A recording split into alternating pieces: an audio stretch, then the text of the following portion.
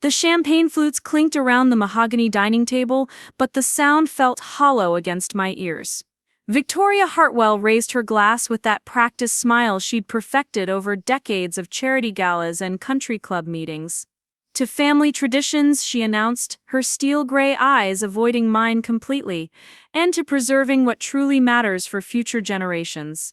Before we jump back in, tell us where you're tuning in from, and if this story touches you, make sure you're subscribed, because tomorrow I've saved something extra special for you. I should have known something was wrong when Rebecca and Michael exchanged glances across the table. My husband Alex squeezed my hand under the tablecloth, but even he seemed tense tonight. The Hartwell family estate in Malibu Hills had always intimidated me with its towering ceilings and oil paintings of ancestors I'd never be related to, but tonight it felt particularly suffocating. "Jessica, dear," Victoria continued, setting down her glass with deliberate precision, "we need to discuss something important, something that affects all of us, but particularly the children." She gestured toward the living room where Lily and Nathan were curled up on the Persian rug, completely absorbed in their books. My 10-year-old daughter was reading Harry Potter for the third time, while 7-year-old Nathan traced his finger along the pictures in a nature encyclopedia. "What kind of discussion?" I asked, though something in my stomach was already clenching with dread. Rebecca cleared her throat, pulling out a manila folder that had been sitting beside her plate. "Mom hired Patterson and Associates to handle some family business matters, legal things that needed to be formalized." Her voice carried that same condescending tone she'd used since the day I married into this family 8 years ago. Michael leaned forward, his expensive suit rustling against the leather chair. "It's about the construction company, Jessica. And the estate. Dad built everything from nothing, and now we need to make sure it stays in the right hands." The air in the dining room grew thick as Victoria opened the folder and spread several legal documents across the polished table. The letterhead read Patterson and Associates in bold, intimidating letters. My hands trembled as I recognized what I was looking at: custody papers, property disputes, and what appeared to be a formal complaint about my fitness as a mother. "What is this?" I whispered, but Victoria was already speaking over me. "We've been watching, Jessica. Watching how you handle the children, how you manage household responsibilities. Alex works such long hours with his cases, and you're home all day, yet the children seem to lack proper discipline and structure." Her words cut through me like surgical instruments, precise and designed to cause maximum damage. I glanced at Alex, hoping for support, but his face had gone pale as he read through the documents. "Mom, what exactly are you alleging here?" Rebecca answered for her mother. "Neglect, improper supervision. Remember last month when Nathan fell off his bike and needed stitches? Or when Lily was late to school 3 times in 2 weeks? These things add up, and they paint a picture of someone who isn't capable of providing the level of care these children deserve." My throat constricted. Nathan had fallen because he'd been learning to ride without training wheels, something every 7-year-old goes through, and Lily had been late because she'd been having nightmares and I'd let her sleep in, choosing her emotional well-being over punctuality. How had they twisted these normal parenting moments into evidence of neglect? "The children need stability," Victoria continued, her voice growing stronger with each word. "They need to be raised with proper values, in an environment that can provide them with every advantage. Michael and Rebecca have offered to take them in, give them the kind of upbringing that befits their family name." The world tilted sideways. They were trying to take my children. "Alex," I turned to my husband, desperate for him to say something, anything to defend our family.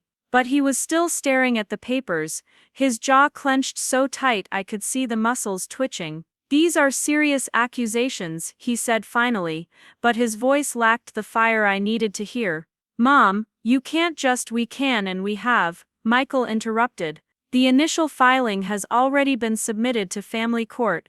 Jessica will receive official notification within the week, but we wanted to tell you in person. As a courtesy." A courtesy? They were ripping apart my family and calling it a courtesy. I stood up so quickly my chair scraped against the hardwood floor. "You have no right, those are my children." I would never hurt them or neglect them, and you know it. Victoria's smile was as cold as winter morning fog rolling off the Pacific. Do we? You have no family support system, Jessica. No extended family to speak of. Your parents died in that car accident when you were in college, and you have no siblings. If something happened to Alex, what would happen to the children then? They'd be alone in the world except for us. The cruelty of using my parents' death against me took my breath away. I'd been an only child, and losing my parents at 21 had left me completely alone until I met Alex during his early days as a detective with the LAPD. The Hartwell family had never let me forget that I brought nothing to their dynasty except love for their son and grandchildren. That's enough, Alex said, finally finding his voice, but it still wasn't strong enough. Mom, this is going too far. Jessica is an excellent mother, is she? Rebecca pulled out her phone and began scrolling through photos, because I have pictures of Nathan playing alone in the backyard while Jessica was inside on a phone call that lasted 47 minutes. I have timestamps showing Lily walking home from school by herself because Jessica forgot to pick her up. I have documentation of every small incident over the past 6 months. They'd been watching us. Actually surveilling our family, documenting every imperfect moment to build their case. The violation felt worse than the legal threats. You've been spying on us, protecting our grandchildren, Victoria corrected, and ensuring they have the future they deserve. The Hartwell Construction Company is worth over $15 million, Jessica. The estate alone is valued at $8 million. These children are entitled to that legacy, but only if they're raised properly. I thought about our modest 3-bedroom house in Riverside, with its small backyard where the kids played for hours, building forts and chasing butterflies. I thought about our family movie nights on the old sectional couch, and the way Lily helped me make pancakes every Sunday morning while Nathan set the table with his tongue poking out in concentration. We weren't wealthy, but we were happy. At least, I thought we were. Money doesn't make a family, I said, but my voice sounded weak even to my own ears. Michael laughed, a harsh sound that echoed off the vaulted ceilings. Spoken like someone who's never had any. These children deserve private schools, summer camps in Europe, connections that will set them up for life. What can you give them? A mother who used to teach 2nd grade and now spends her days reading romance novels and watching daytime television. The attack on my character was so unfair it literally took my breath away. I'd left teaching to be home with the children because Alex's FBI schedule was so unpredictable. I spent my days volunteering at their school, driving them to soccer practice and piano lessons, helping with homework, and yes, occasionally reading during their nap times or after they went to bed. When had self-care become a crime? Alex finally stood up, his height imposing even in this room designed to intimidate. This conversation is over, Jessica, we're leaving. But Victoria wasn't finished. Think carefully about this, Alex. Fighting us means Preparing and narrating this story took us a lot of time, so if you are enjoying it, subscribe to our channel. It means a lot to us. Now back to the story. fighting the family business, the trust funds we've set up for the children's education. Everything your father worked so hard to build, is that really what you want? To destroy your children's future because of pride? The threat was clear: choose the family money, or choose your wife. I watched my husband's face cycle through emotions: anger, confusion, fear, and something that looked dangerously like consideration. For a terrifying moment, I wondered if he might actually be weighing his options. "Let's go," he said finally, but his voice lacked conviction. As we gathered our things and called the children, I could feel Victoria's satisfied smile burning into my back. The drive home to Riverside was silent, except for Lily chattering about the book she'd been reading, and Nathan asking when we could visit Grandma Victoria's pool again. They had no idea their world was about to be torn apart by people who claimed to love them. That night, after tucking the children into bed with extra hugs and lingering kisses on their foreheads, I sat in our small home office staring at my laptop screen. I'd started researching family law attorneys, but every website I visited seemed to confirm what the Hartwells had implied: custody battles were expensive, lengthy, and often devastating for everyone involved, especially the children. Alex found me there at midnight, still scrolling through legal blogs and horror stories about grandparents' rights cases. He sat down heavily in the chair across from my desk, looking older than I'd ever seen him. "They can't actually do this, can they?" I asked, hoping he'd reassure me that his family's threats were empty. He was quiet for a long time, running his hands through his dark hair the way he always did when a case was particularly troubling. "They have money, Jess, really good lawyers, and some of the things they documented." He trailed off, but I knew what he was thinking. "You think I'm a bad mother?" It wasn't a question. "No," he said quickly, but then paused. "I think you're human. I think you're doing your best with 2 kids and a husband who's gone 12 hours a day chasing financial criminals across 3 states. But a court might see it differently, especially if my family can afford the kind of legal team that knows how to present evidence." I felt like I was drowning in quicksand, with every movement only making things worse. "So what do we do?" Alex looked defeated. "I don't know. Maybe we should consider what they're offering. Not custody," he added quickly when he saw my face, "but maybe letting them be more involved. Private school for the kids, some of the advantages they mentioned. It might be a compromise that keeps everyone happy." The word compromise felt like a betrayal. These were our children, not business assets to be negotiated over. But looking at my husband's exhausted face, I realized he was already being worn down by his family's pressure. How long before he started to believe they were right? The next morning brought a certified letter from Patterson and Associates, just as Victoria had promised. The official legal language made everything feel more real and more terrifying. I was being formally accused of child neglect and endangerment, with a court date scheduled for the following month. My hands shook as I read through allegations that painted me as everything from inattentive to potentially dangerous. I called Alex at work, but his phone went straight to voicemail. He was probably in the middle of a complex financial fraud investigation, the kind that required complete focus and couldn't be interrupted by family drama. The irony wasn't lost on me that he spent his days protecting strangers from people who used money and power to exploit others, while his own family was doing exactly that to us. By the time the children came home from school, I'd managed to pull myself together enough to help with homework and make their favorite dinner, spaghetti and meatballs with garlic bread. But Lily, who'd always been perceptive beyond her years, noticed something was wrong. "Mommy, why do you look sad?" she asked, twirling pasta around her fork with the concentrated effort of someone who'd recently mastered the skill. "I'm not sad, sweetheart, just tired." The lie tasted bitter in my mouth, but how do you explain to a 10-year-old that her grandmother was trying to take her away from everything she'd ever known? Nathan, blissfully unaware of the adult tensions, launched into a detailed description of the butterfly life cycle project they'd started in science class. His enthusiasm was infectious, and for a few minutes, I could pretend that nothing had changed, that we were still just a normal family dealing with normal problems. After dinner, while the kids were having their bath, I tried calling Alex again. This time he answered, but I could hear the exhaustion in his voice. "How bad is it?" I asked, without preamble. "Bad," he admitted. "I talked to a colleague who handles family law on the side. Mom wasn't bluffing about the legal team she's hired. Patterson and Associates are known for winning cases that seem impossible. They specialize in grandparents' rights and custody disputes involving wealthy families." My heart sank. "So we can't fight them?" "We can try, but Jess, it's going to be expensive and brutal. They'll dig into every aspect of our lives, every mistake we've ever made as parents. Are you prepared for that?"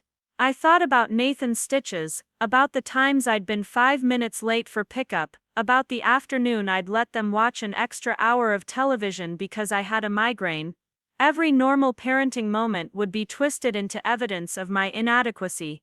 "I don't have a choice," I said. "They're my children." Alex sighed. "I'll support whatever you decide, but I need you to understand what we're up against. This isn't just about proving you're a good mother, it's about proving you're a better option than what they can provide. Private tutors, prestigious schools, trust funds that could set the kids up for life.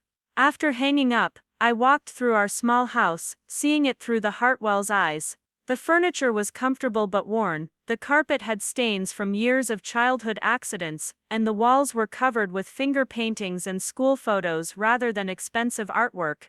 Would a judge see a loving home, where children felt safe to be themselves, or would they see a family that couldn't provide the finer things in life? That weekend, Victoria called to invite the children for an overnight visit at the estate. Just the children, she clarified when Alex answered. We think it would be good for them to spend quality time with their grandparents, while all this legal business gets sorted out. I wanted to say no, wanted to keep my babies close where I could protect them, but Alex convinced me it would look bad if we seemed to be keeping the children from their grandparents. So Saturday morning, I packed their little suitcases and drove them to Malibu Hills, my heart breaking a little more with each mile. Victoria met us at the door with a warmth that felt performative, hugging Lily and Nathan with theatrical grandmotherly affection. We're going to have such a wonderful time, she told them.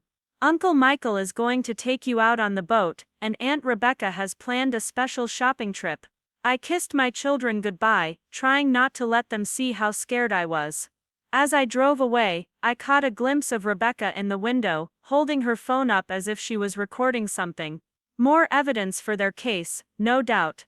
Sunday evening pickup was awkward, with Victoria making pointed comments about how refreshed the children looked after their proper rest and nutritious meals. Lily and Nathan were excited about the boat ride and the new clothes their grandmother had bought them, but something in Lily's eyes suggested she sensed the underlying tension. The following week brought more legal correspondence, each letter more intimidating than the last. Patterson and Associates had compiled a comprehensive case that painted me as an unfit mother who was holding back two innocent children from the advantages they deserved. They'd even found a child psychologist willing to testify that children from broken homes, they classified our single-income household as financially unstable, often benefited from the structure and resources that extended family could provide. I spent my days researching family law, making phone calls to attorneys who either couldn't take the case or quoted fees we couldn't afford. Alex was working longer hours than ever, and I suspected he was avoiding coming home to face the reality of what his family was doing to us. Everything came to a head the following Thursday. I'd just returned from dropping the children at school when I found a process server waiting on my doorstep with another stack of legal documents. This time, they weren't just threatening to take the children, they were demanding immediate supervised visitation pending the custody hearing, claiming I posed an imminent danger to Lily and Nathan's well-being. The specific incident they cited made my blood run cold. Apparently, someone had reported seeing Nathan playing alone in our backyard the previous afternoon, while I was nowhere to be found. The truth was that I'd been in the kitchen, literally 20 feet away, making his after-school snack, while keeping an eye on him through the window. But their surveillance had captured only a moment when I'd stepped away from the window, creating a narrative of neglect that would be almost impossible to disprove. I called Alex immediately, but his phone went to voicemail again. In desperation, I drove to the FBI field office in downtown Los Angeles, hoping to catch him between meetings. The security guard at the front desk was polite but firm. I couldn't enter without proper clearance, and Agent Morgan was currently unavailable. As I sat in my car in the parking lot, feeling more alone than I had since my parents died, I realized that the Hartwells had been planning this attack for months, maybe years. They'd systematically documented every small parenting moment they could twist into evidence, built relationships with legal and medical professionals who would support their case, and timed their assault for when Alex would be too busy with work to provide the support I desperately needed. But they'd made one crucial miscalculation. They thought they knew everything about my husband, but there were aspects of Alex Morgan's professional life that even his own family didn't fully understand. As I was about to discover, my quiet, dedicated husband had been building his own kind of case, one that would change everything. The next morning brought a knock at our door that I wasn't expecting. Through the peephole, I could see a young woman in a crisp business suit, holding what appeared to be official documentation. My stomach dropped, assuming it was another legal courier from Patterson and Associates, but when I opened the door, she introduced herself as Detective Maria Santos from the Riverside Police Department. Mrs. Morgan, I'm here about the welfare check request filed on your household. We received a formal complaint alleging potential child endangerment, and I'm required to conduct an assessment. Her voice was professional but kind, and I could see in her eyes that she didn't particularly want to be there. I invited her in, my hands trembling as I offered her coffee. Detective Santos walked through our home, with careful attention, noting the child safety locks on cabinets, the stair gates we still kept up, even though Nathan was old enough not to need them, and the family photos covering every available surface. She spent time in both children's bedrooms, observing their toys, books and the careful way their clothes were organized in drawers. Mrs. Morgan, can you tell me about your daily routine with Lily and Nathan? She asked, settling into our kitchen table with a notepad that made everything feel more official and frightening. I walked her through our typical day: morning breakfast together, school drop-off, volunteer work at Riverside Elementary, where I helped in the library twice a week, afternoon pickup, homework time, dinner preparation with the children helping, family time, and bedtime routines that included reading stories and talking about their day. As I described our life, I realized how normal and loving it sounded, which made the accusations against me feel even more surreal. Detective Santos took notes, but I could see her expression softening as I spoke. The complaint mentions several specific incidents. Can you address these for me? She read from her notes about Nathan's bicycle accident, Lily's tardiness to school, and the alleged unsupervised outdoor play. I explained each situation in detail, how Nathan had been so proud when he finally learned to ride without training wheels, how Lily had been having nightmares about starting 5th grade, and I'd prioritized her sleep over perfect attendance, and how our backyard was completely fenced and visible from multiple windows in our house. Detective Santos nodded as I spoke, occasionally asking clarifying questions that showed she was really listening. Mrs. Morgan, I need to ask this directly. Do you feel like someone might have reasons beyond genuine concern for filing these complaints? Her question was carefully worded, but I understood what she was really asking. I told her about the custody battle, about the Hartwell family's wealth and connections, about the way they'd been documenting our family life for months. Detective Santos' expression grew more serious as I explained the situation, and she made additional notes that seemed different from her original assessment.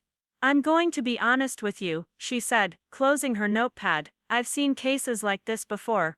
Wealthy families sometimes use the system to pressure relatives into compliance. What I observed here today is a home where children are clearly loved and well cared for.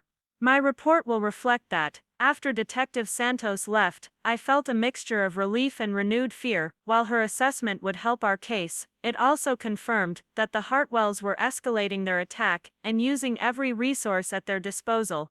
I spent the rest of the morning cleaning house obsessively, as if perfect organization could somehow protect us from future accusations.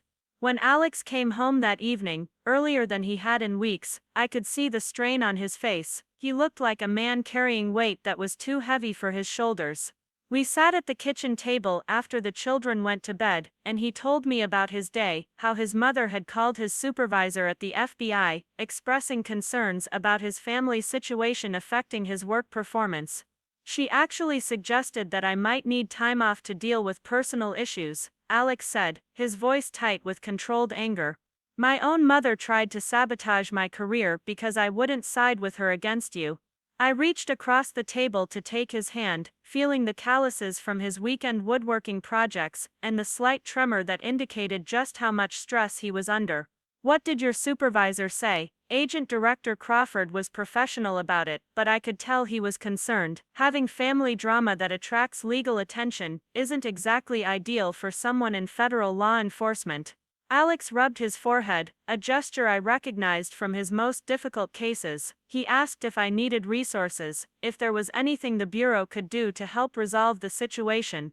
The irony wasn't lost on me that Alex spent his professional life investigating financial crimes and corruption, often involving people who used their wealth and connections to manipulate legal systems, yet here he was experiencing exactly that kind of abuse from his own family. What kind of resources? Alex was quiet for a moment, looking out our kitchen window toward the small garden where the children had planted sunflowers last spring. There are things about my job that my family doesn't understand, Jess. They see me as just another law enforcement officer, but financial crimes investigation involves understanding patterns of corruption, money laundering, and abuse of legal systems. I waited for him to continue, sensing that he was choosing his words carefully. The Hartwell Construction Company has been on the periphery of several investigations over the years. Nothing direct, but they've done business with contractors and suppliers that have raised flags. My father built a legitimate business, but since Michael took over operations, Alex trailed off, but I could see something shifting in his expression. What are you saying? I'm saying that maybe it's time I looked at my family's business practices with the same scrutiny I apply to my cases. If they want to use legal pressure and financial intimidation against us, they should be prepared for the same level of investigation they're subjecting you to.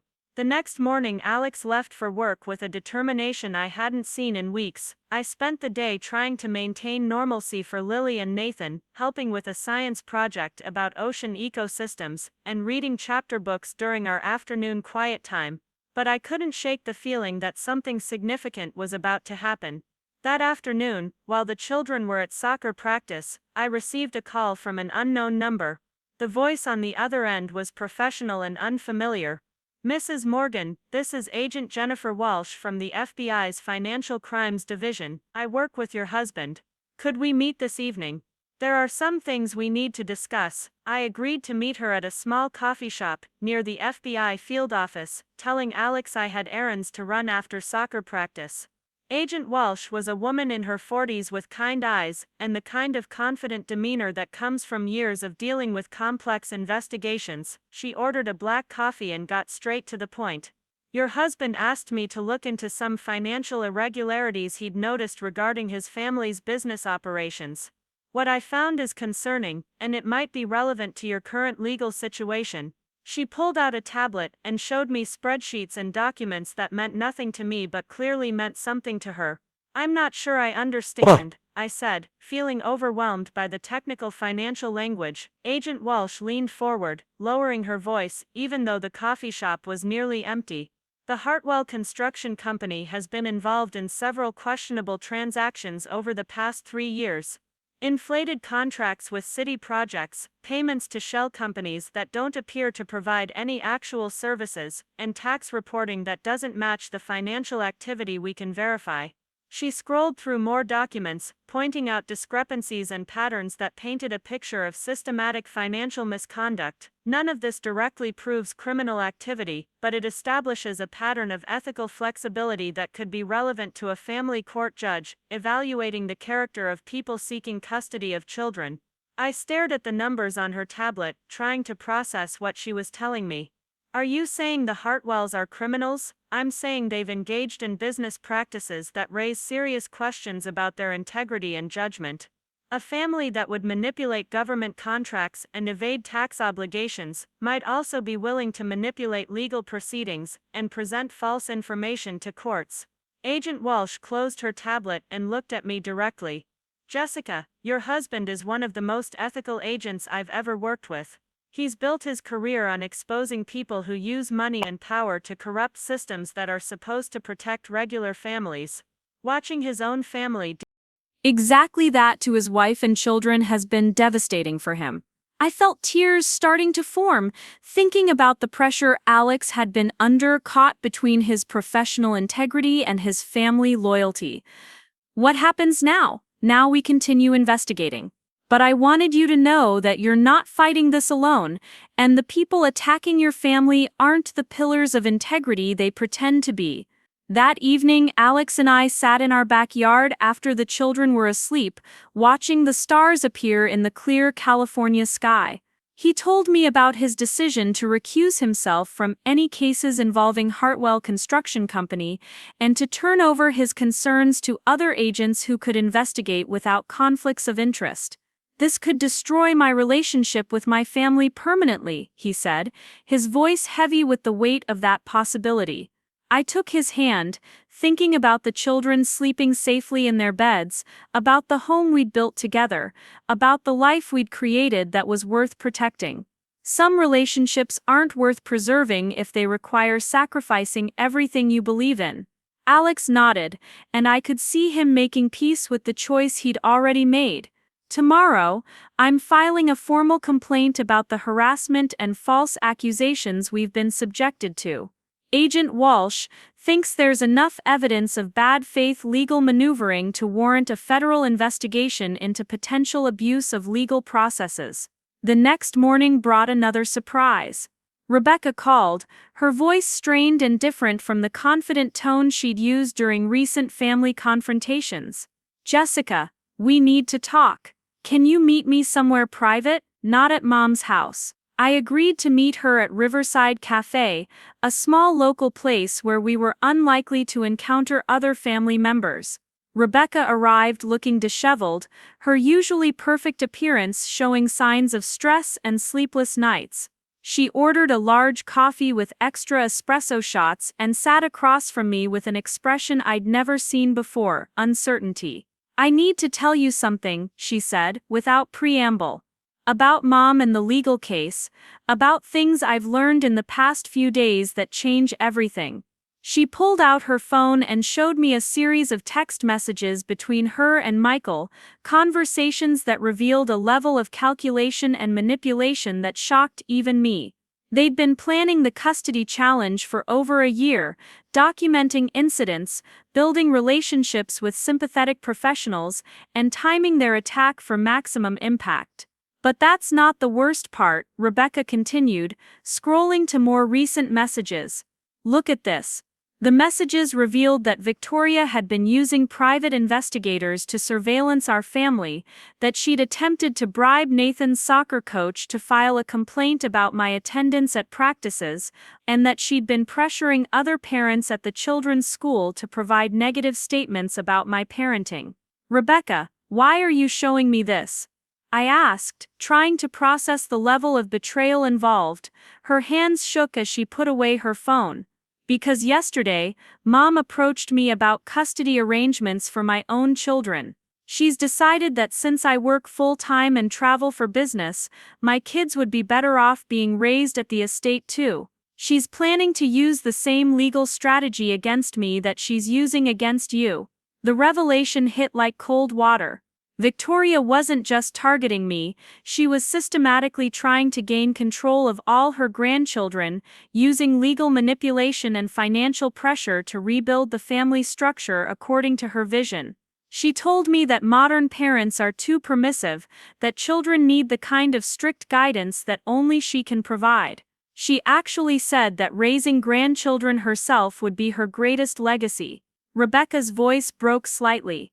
"Jessica, I realize that if she succeeds in taking Lily and Nathan from you, I'm next. And then she'll find reasons to go after other family members who don't meet her standards." I thought about the children sleeping peacefully in our home, unaware that their grandmother was orchestrating a complex legal attack designed to separate them from everyone they loved. "What do we do?" Rebecca looked around the coffee shop, making sure no one was listening. "I have copies of everything. All the planning documents, the surveillance reports, the attempts to manufacture evidence. I can provide testimony about the systematic nature of what she's doing." For the first time in weeks, I felt something that might have been hope. "Why would you risk going against your mother?" "Because she's not trying to protect the grandchildren," Rebecca said, meeting my eyes directly. "She's trying to control them. And because I finally realized that if someone can do this to you, someone I've known for 8 years and watched be nothing but a loving mother, then no one in this family is safe from her manipulation." As we talked through the implications of Rebecca's decision to support our case instead of her mother's, I began to understand the true scope of what we were dealing with. This wasn't just a custody dispute, it was a power struggle with a woman who believed that wealth and social position gave her the right to reorganize other people's lives according to her preferences. Rebecca agreed to meet with our attorney and provide copies of all the documentation she'd gathered. She also revealed that Michael was having serious doubts about the custody challenge, especially after learning about some of the more extreme tactics their mother had employed. He's concerned about his own reputation in the construction industry, Rebecca explained. If word gets out that the Hartwell family uses private investigators and legal harassment against their own relatives, it could damage business relationships that took decades to build. That afternoon, I picked up Lily and Nathan from school with a lighter heart than I'd carried in weeks. As we drove home, Nathan chattering about his art class and Lily discussing her upcoming book report, I realized that the support we were gaining might actually be enough to protect our family. But I also knew that Victoria Hartwell was not someone who accepted defeat easily. If Rebecca's defection and Alex's investigation were putting pressure on her plans, she would likely escalate her tactics rather than retreat. The real confrontation was still ahead of us. That evening, as Alex and I tucked the children into bed, Lily asked a question that reminded me why we were fighting so hard. "Mommy, why does Grandma Victoria always look at us like we did something wrong?" I smoothed her hair and chose my words carefully. "Sometimes grown-ups have complicated feelings that have nothing to do with you. What matters is that Daddy and I love you exactly as you are, and we always will." After the children were asleep, Alex showed me the preliminary report from Agent Walsh's investigation. The financial irregularities at Hartwell Construction were more extensive than they'd initially realized, involving not just questionable business practices, but potential violations of federal contracting regulations. "This information will be shared with the family court judge," Alex explained. "Not as criminal charges, but as character evidence. People who are willing to defraud government contracts might also be willing to present false information in custody proceedings." I looked at the documents, seeing Victoria's carefully constructed image of respectability beginning to crumble under professional scrutiny. "Do you think it will be enough?" Alex pulled me close, and I could feel some of the tension leaving his body for the first time in weeks. "I think truth has a way of emerging, especially when people get careless about covering their tracks. And Mom has been very careless lately." As we prepared for bed, I felt cautiously optimistic for the first time since this ordeal began. We had allies, evidence, and most importantly, we had the truth on our side. The children were safe, loved, and thriving in our home, and no amount of legal maneuvering could change that fundamental reality. But I also knew that Victoria Hartwell was about to discover that her son's career in federal law enforcement had given him skills and resources she'd never anticipated. The confrontation she'd been planning for months was about to become something very different from what she'd expected. The confrontation came sooner than expected. Victoria called Alex's phone at 7 in the morning, her voice sharp with barely controlled rage. "We need to have a family meeting. Today, Rebecca has been spreading lies, and this nonsense needs to stop before it goes any further." Alex put the call on speaker while he made coffee, and I could hear the dangerous edge in his mother's tone. This wasn't the calculated manipulation we'd been dealing with. This was someone whose carefully laid plans were unraveling, and she was panicking. "What kind of lies, Mom?" Alex asked, his FBI training evident in the way he kept his voice neutral and professional. "She's claiming I hired investigators to watch Jessica and the children. She's telling people I tried to bribe teachers and coaches. It's slander, Alex, and I won't tolerate it." Victoria's voice was rising with each accusation, losing the controlled dignity she usually maintained. I watched Alex's face as he listened to his mother deny things we now had documented proof of. The transformation in his expression was subtle but unmistakable. This was no longer a son dealing with family drama, but a federal agent recognizing deception and attempting cover-up. "We'll be there at 2 o'clock, Alex said simply. "And Mom?" Bring Michael and whoever else is involved in this legal action. It's time we all had an honest conversation." After hanging up, Alex looked at me with an expression I'd never seen before, cold determination mixed with professional focus. "She's scared, Jess. People don't usually demand emergency family meetings to deny things that aren't true." The drive to Malibu Hills felt different this time. Instead of the familiar dread I'd experienced during previous visits to the estate, I felt something that might have been anticipation. Alex had spent the morning on the phone with Agent Walsh and our attorney, coordinating strategies and ensuring that everything we discussed would be properly documented. We arrived to find Michael's car already in the circular driveway, along with a vehicle I didn't recognize, a sleek black sedan that looked official. Victoria met us at the door, her usual composure cracked around the edges. Her makeup was perfect as always, but I could see the tension in her shoulders and the way her hands trembled slightly as she led us to the formal living room. Michael was pacing near the floor-to-ceiling windows that overlooked the perfectly manicured grounds. Rebecca sat in one of the antique chairs, looking smaller than I'd ever seen her, while a man in an expensive suit stood near the fireplace, with the unmistakable bearing of someone accustomed to controlling conversations. "This is David Patterson," Victoria announced, gesturing toward the suited man. "From Patterson and Associates. He's here to help us resolve this misunderstanding before it damages the family permanently." Patterson stepped forward with the practiced confidence of someone who'd spent decades intimidating people in legal settings. "Mr. and Mrs. Morgan, I understand there have been some concerns raised about the custody proceedings. I want to assure you that my client's only interest is the well-being of the children." Alex didn't take the offered handshake. Instead, he pulled out his FBI credentials and placed them on the coffee table where everyone could see them. "David Patterson, I've heard of you. Your firm specializes in high-net-worth family disputes, often involving allegations that conveniently disappear when the right financial arrangements are made." The lawyer's confident expression faltered slightly. "I'm not sure what you're implying, Agent Morgan." "I'm not implying anything," Alex replied. "I'm stating facts based on cases my colleagues have investigated involving your firm's tactics. Would you like me to be more specific?" Victoria stepped between them, her voice rising. "Alex, what has gotten into you? This is your family.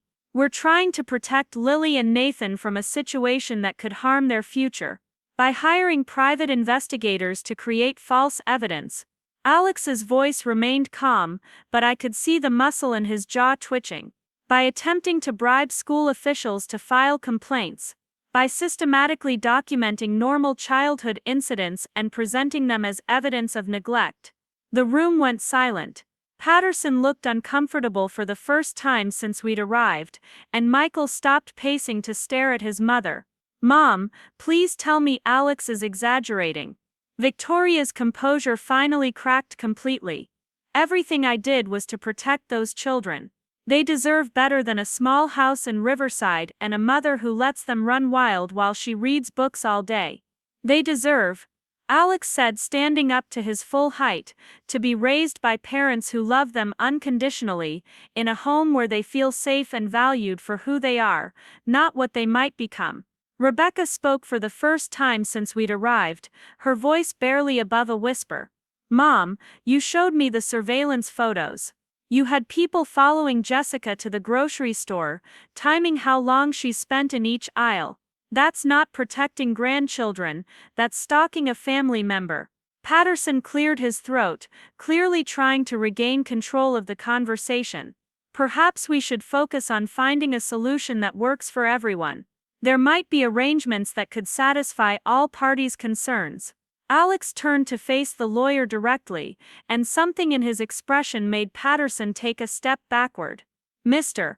Patterson, are you familiar with federal statutes regarding abuse of legal processes? Specifically, using frivolous litigation as a form of harassment?" "I'm sure I don't know what you mean." I mean that my colleagues in the Bureau's white-collar crime division have been very interested in patterns of legal harassment used to coerce compliance from family members who don't conform to certain expectations. Alex's voice was taking on the tone I'd heard him use when describing complex financial crimes. They're particularly interested in cases where wealthy individuals use private investigators, fabricated evidence, and expensive legal teams to manipulate family court proceedings. Victoria sank into her chair, the blood draining from her face. Alex, you can't be serious. You wouldn't investigate your own family. I wouldn't. Alex agreed, but I'm not the agent assigned to cases involving potential corruption of legal processes in family court. That would be Agent Walsh, who has been very thorough in her investigation of the evidence Rebecca provided. Michael looked confused. What evidence? Rebecca, what did you give them? Rebecca reached into her purse and pulled out a thick folder. Copies of everything, Michael. The surveillance reports, the payments to investigators, the attempts to manufacture incidents that could be used as evidence. All of it. She spread the documents across the coffee table, and I watched Michael's face change as he read through them. Jesus, Mom. You actually paid someone $5,000 to follow Jessica to the children's school. You tried to bribe their soccer coach. I was protecting our family's reputation, Victoria said, but her voice had lost all its authority. If Lily and Nathan grow up in poverty, reflecting poorly on our family name, it affects everyone. Poverty. Alex's voice was incredulous. We own our home, both children are in excellent schools, they participate in sports and music lessons. What exactly do you consider poverty? Patterson was shuffling papers nervously, clearly recognizing that the conversation had moved far beyond anything he could control with legal maneuvering. Perhaps we should postpone this discussion until everyone has had time to consider their positions.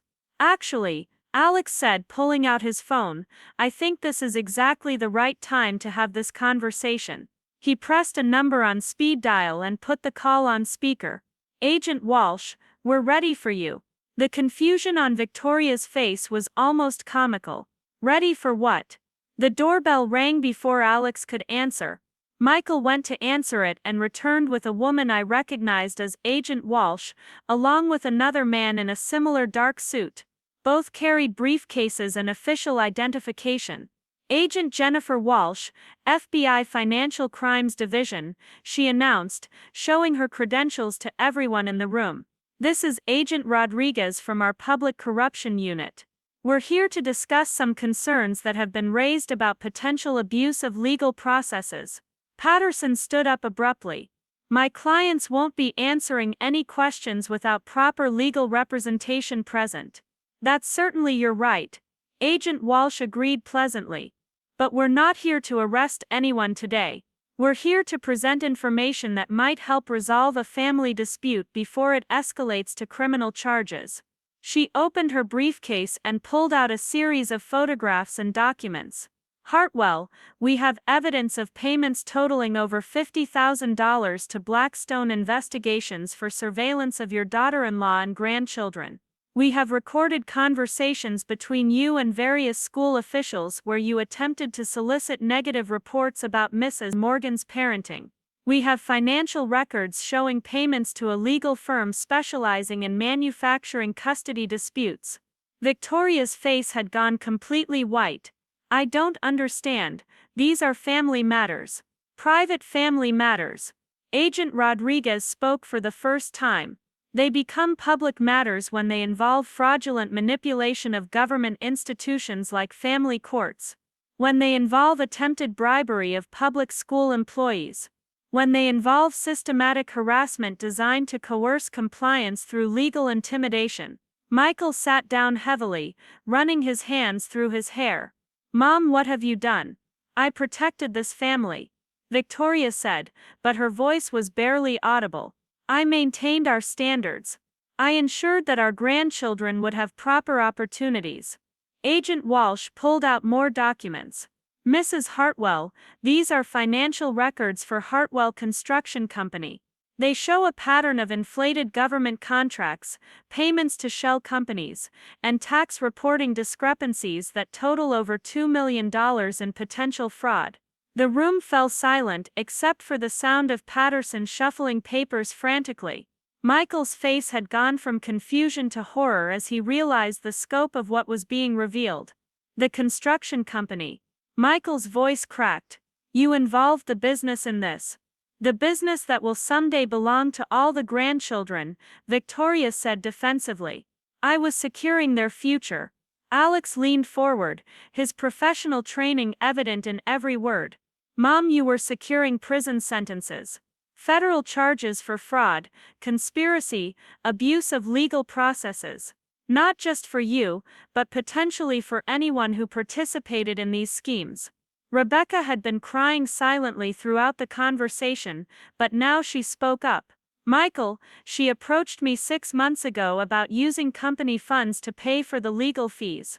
She said it was a legitimate business expense because it was protecting family assets. Patterson was gathering his papers, clearly preparing to leave. I'm advising my clients to terminate this conversation immediately.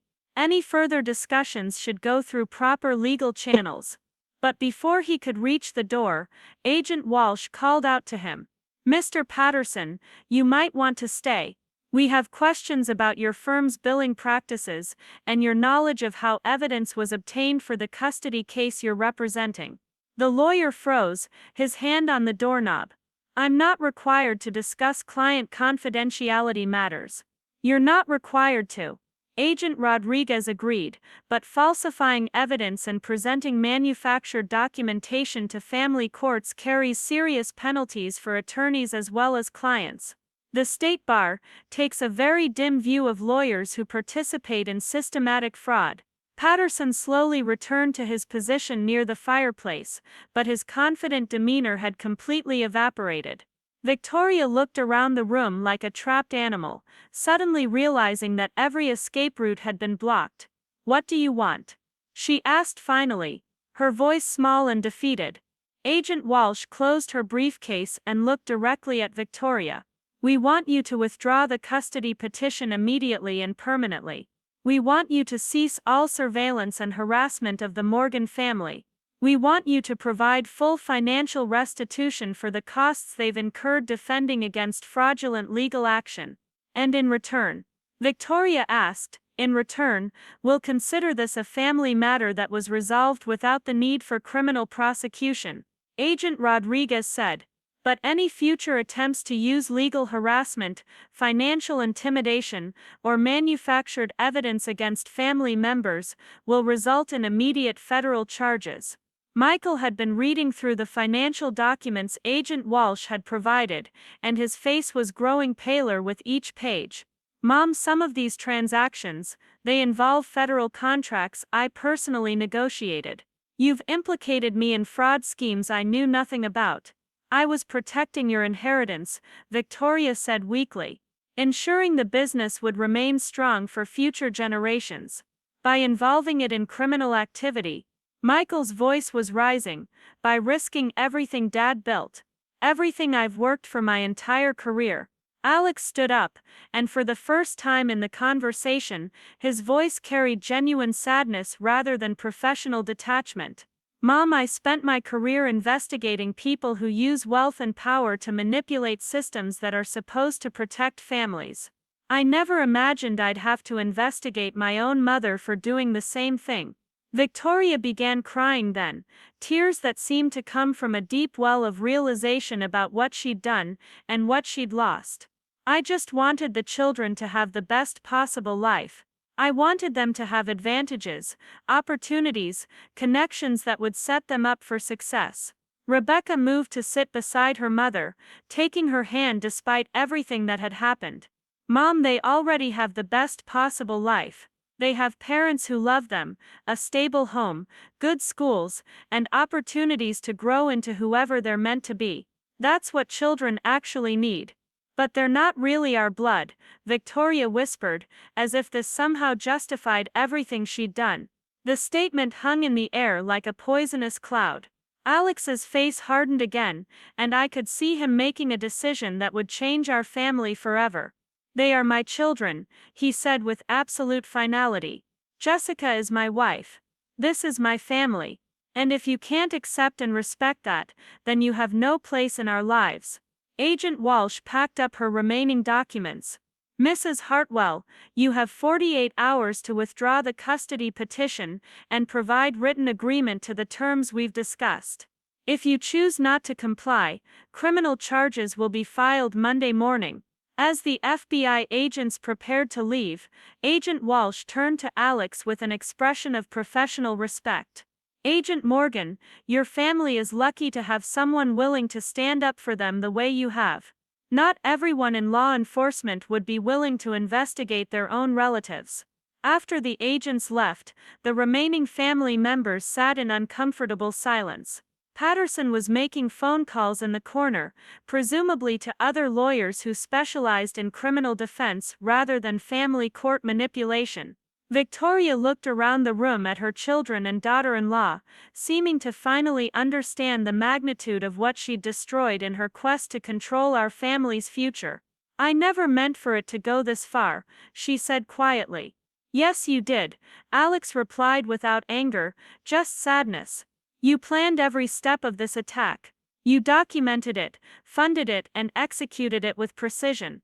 The only thing you didn't plan for was the possibility that your son might choose his wife and children over your demands for control. Michael was still reading through financial documents, his face growing more troubled with each revelation. Mom, I'm going to have to recuse myself from all company operations pending a full audit. This level of financial irregularity could destroy everything we've built. As we prepared to leave, Victoria made one last attempt to salvage something from the wreckage of her plans. The children could still benefit from private school, from the connections our family can provide. We could find a way to work together. Alex paused at the door, considering his mother's words carefully.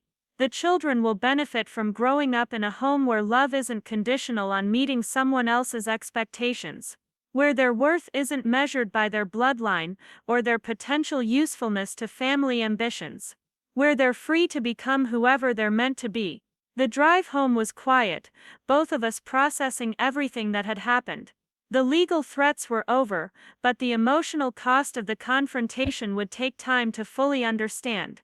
Alex had essentially chosen our immediate family over his extended family, burning bridges that could never be rebuilt.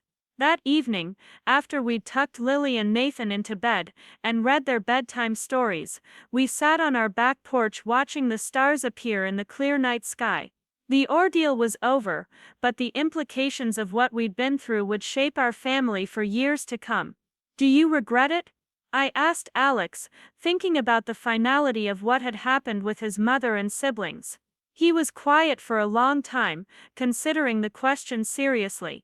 I regret that it was necessary. I regret that she made choices that forced me to choose between my family of origin and the family we've built together. But I don't regret the choice I made. As we sat together in the peaceful quiet of our backyard, I realized that we'd not only survived Victoria's attack on our family, we'd emerged stronger and more united than ever before. The children were safe, our home was secure, and we'd learned that sometimes the greatest act of love is being willing to fight for the people who matter most, even when that fight comes at a significant personal cost. The following Monday morning brought a phone call that would change everything we thought we knew about Victoria's motivations. Rebecca's voice was shaky when she called at 8 in the morning, just as I was preparing breakfast for the children.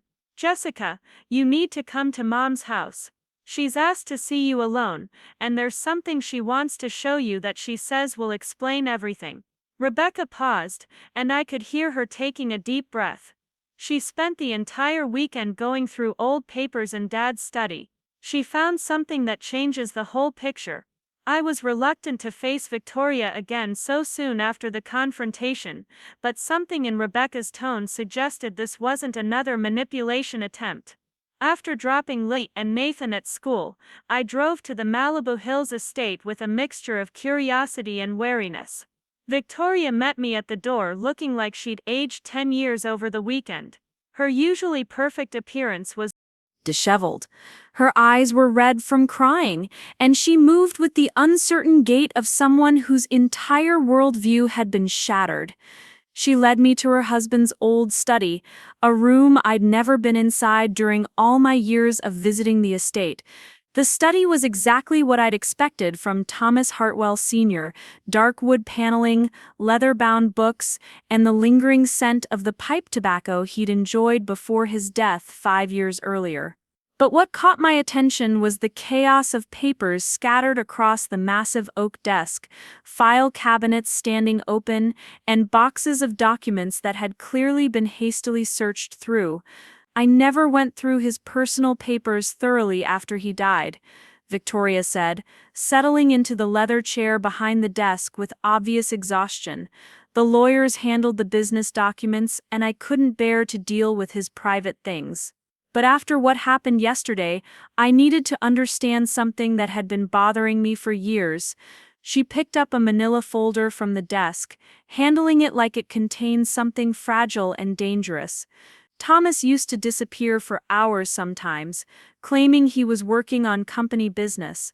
But there were phone calls he wouldn't take in front of me, meetings he wouldn't explain. I always assumed it was just business I wouldn't understand. Victoria opened the folder and spread its contents across the desk. What I saw made no sense at first. Adoption documents, legal correspondence with children's services, and photographs of children I didn't recognize. Then I noticed dates that went back over 30 years, and names that were familiar but in the wrong context. "Your husband was adopted," I said, reading through documents that showed Thomas Hartwell Jr.'s original birth name and the legal proceedings that had changed it. "Not just adopted," Victoria said, her voice barely above a whisper. "He was one of 12 children that my husband helped place with families over the course of 20 years. Thomas Sr. ran an informal adoption network, helping children from difficult situations find loving homes with families who couldn't have children naturally." I stared at the photographs, seeing faces that bore resemblances to Alex, to his father, to family members I'd met over the years. "I don't understand. Why was this kept secret?" Victoria pulled out a leather-bound journal, its pages filled with her late husband's careful handwriting. He wrote about each placement, each family, each child's progress over the years. He stayed in touch with all of them, provided support when they needed it, attended graduations and weddings when he was invited. She turned to a page marked with a faded ribbon and began reading aloud. March 15, 1987. Visited Thomas and Victoria today. The boy is thriving in ways that still amaze me. Victoria has embraced him so completely that I don't think she even remembers anymore that he came to us when he was 3 years old. She loves him as fiercely as any mother could love a biological child, which is exactly what I hoped for when I chose them as his family. The words hit me like a physical blow. Victoria had been adopted herself, but she'd also raised an adopted child without knowing it. The man she'd spent 40 years married to, the father of her children, had been placed with the family as a toddler through her father-in-law's informal adoption network. "Thomas Sr. never told either of you?" I asked, struggling to process the implications. "He believed that once a child was placed with a loving family, their previous history became irrelevant. The new family was their real family, completely and permanently." Victoria's voice broke as she continued reading from the journal. "He writes here about how proud he was of Thomas Jr., how perfectly he'd integrated into the family, how natural his role as son and heir had become." I looked at more photographs spread across the desk, seeing children of various ages being welcomed into different families, all facilitated by Thomas Sr.'s quiet network of support and placement. How many people knew about this? According to these records, very few. He worked with a small group of social workers, lawyers, and medical professionals who shared his belief that children deserved loving homes regardless of bureaucratic complications. Victoria pulled out correspondence that showed a sophisticated but informal system of child placement that had operated for decades. He helped place children whose parents had died, children from abusive situations, children with special needs who required specific kinds of families. He matched children with families based on compatibility and love, not just legal requirements and waiting lists. As I read through more of the documentation, I began to understand the scope of what Thomas Sr. had accomplished. This wasn't just adoption, it was family creation on a scale that had touched dozens of lives over multiple generations. Victoria, why are you showing me this now? I asked, though I was beginning to suspect the answer. She closed the journal and looked at me directly for the first time since I'd arrived. Because I spent my entire marriage to an adopted child, raised an adopted son, and built a family legacy on the foundation of love rather than blood, all while never knowing any of it. And then I tried to destroy your family, because your children were adopted. The irony was staggering. Victoria had been fighting against the very foundation that her own family had been built upon, attacking the same kind of love and acceptance that had shaped her husband's entire life.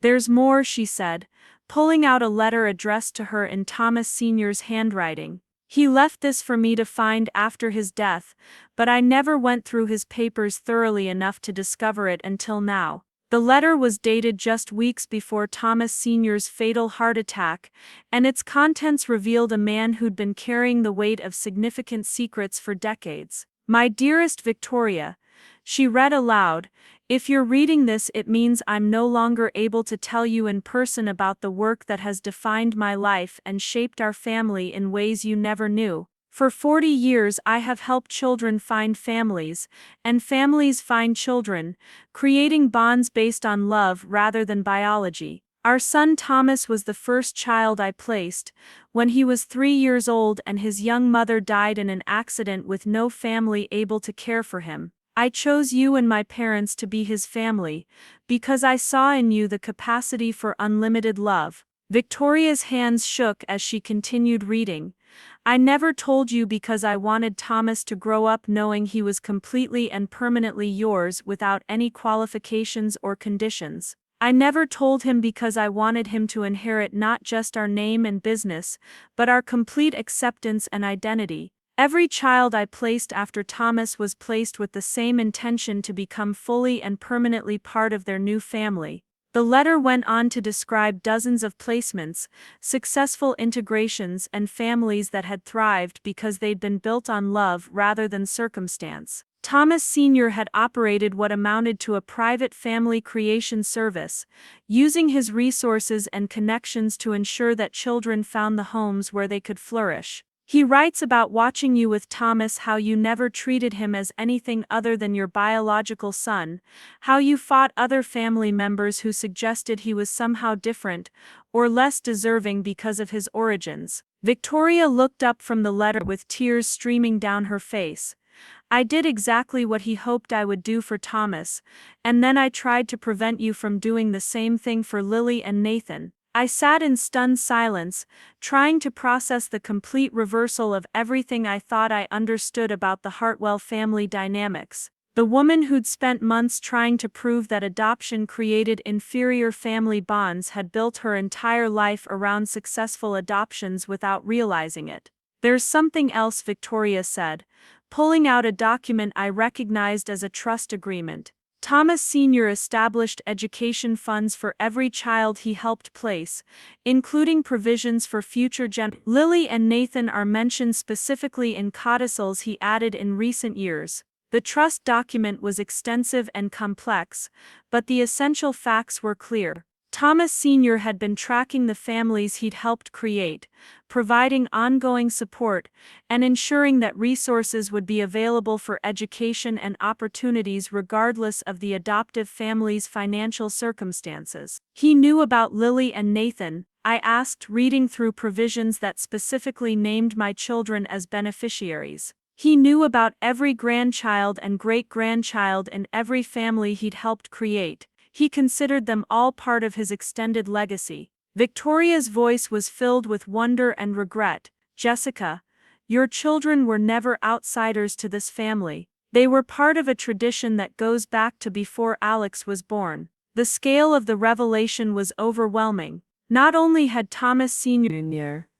operating a multi-generational adoption network, but he'd been providing ongoing support and resources to ensure that the families he'd helped create could thrive across generations. The money I was so concerned about protecting for real grandchildren, much of it came from the success of adopted children who built careers and businesses with his support, then contributed back to help fund placements for new children. Victoria laughed bitterly. "I was trying to protect a legacy that was built on exactly what I was fighting against." I looked around the study, seeing it now as the headquarters of a quiet revolution in family creation. The leather chairs where children had probably been interviewed, the desk where placement agreements had been drafted, the filing cabinets full of success stories spanning decades. "Victoria, what does this mean for us now?" I asked, though I suspected the custody threat had evaporated completely with these revelations. She pulled out her phone and showed me a text message she'd already sent to Patterson and Associates.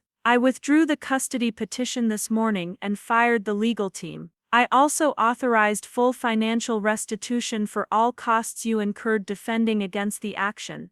The relief I felt was profound, but it was mixed with sadness for the months of fear and conflict that could have been avoided if these documents had been discovered earlier. "I need to make this right," Victoria continued. "Not just legally but personally. I need to apologize to Lily and Nathan for the way I've treated them.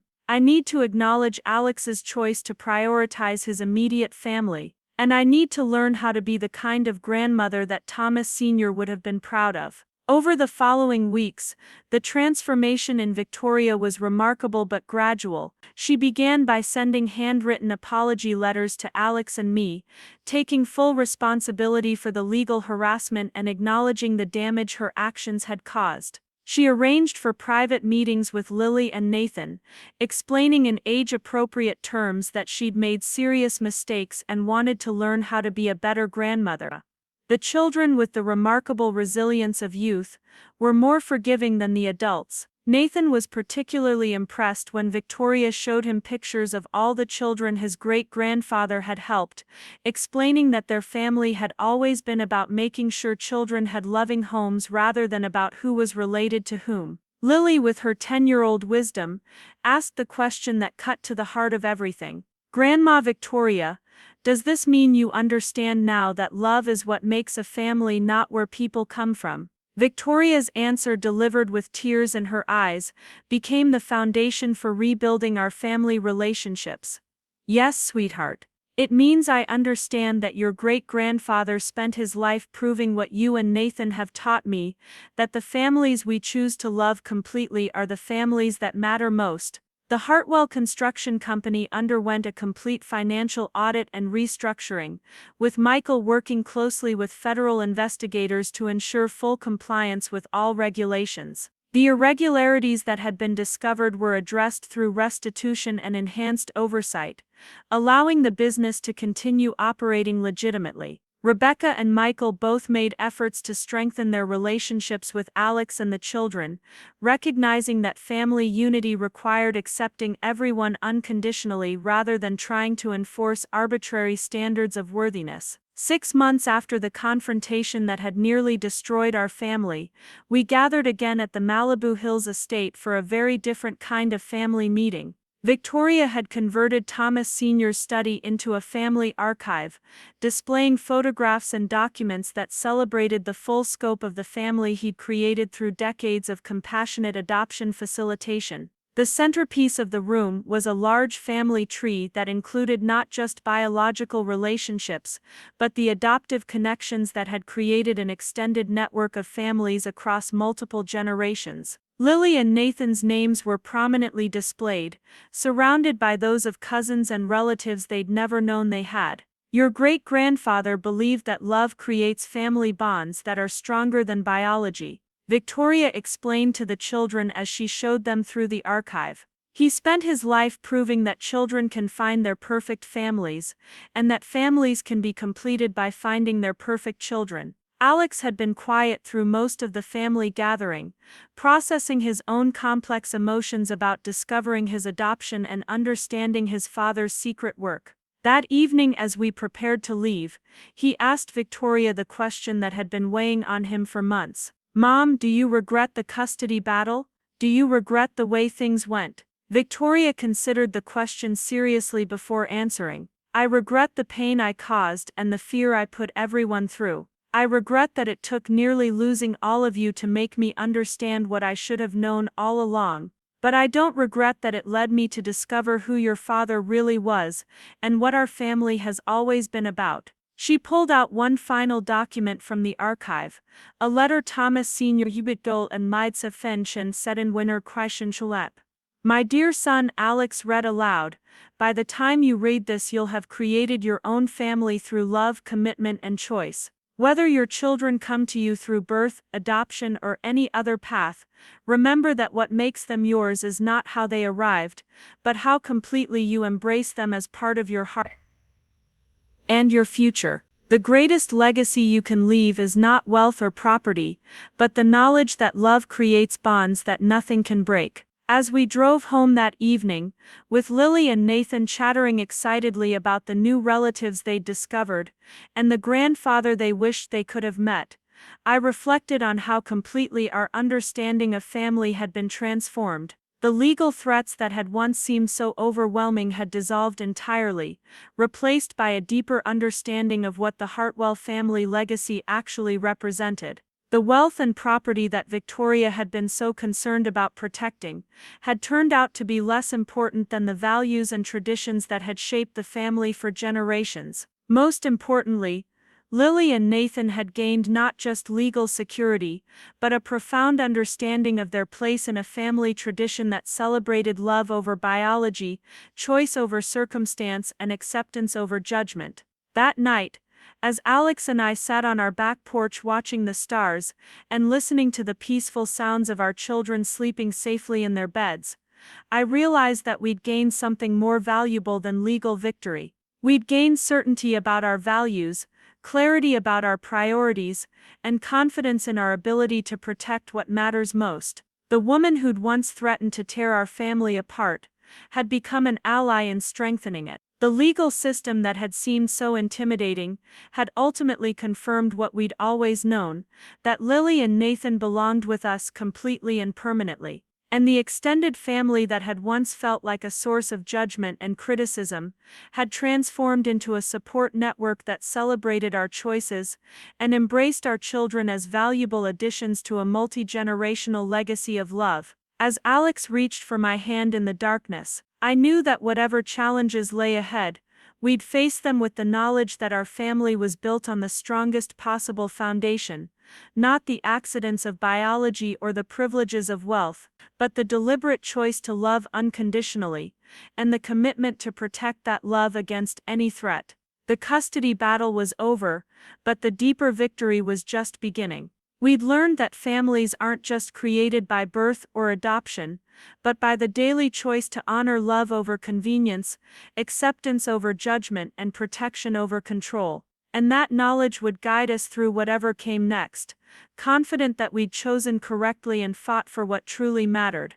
2 years had passed since the revelation about Thomas Sr.'s adoption network transformed our understanding of the Hartwell family legacy. Life had settled into a new rhythm that none of us could have anticipated during those dark months of legal threats and family conflict. Victoria had become not just a reformed grandmother, but an active advocate for adoption and family acceptance in ways that honored her late husband's quiet revolution. The transformation became most apparent on a crisp autumn morning when Victoria called with unusual excitement in her voice. "Jessica, I need you and Alex to come to the estate this afternoon. There's someone I want you to meet, and something I want to share with the whole family." When we arrived, we found Victoria waiting in the converted family archive room with a woman in her 50s, who had Alex's distinctive jawline and Thomas Sr.'s gentle eyes. Lily and Nathan immediately gravitated toward the visitor, drawn by her warm smile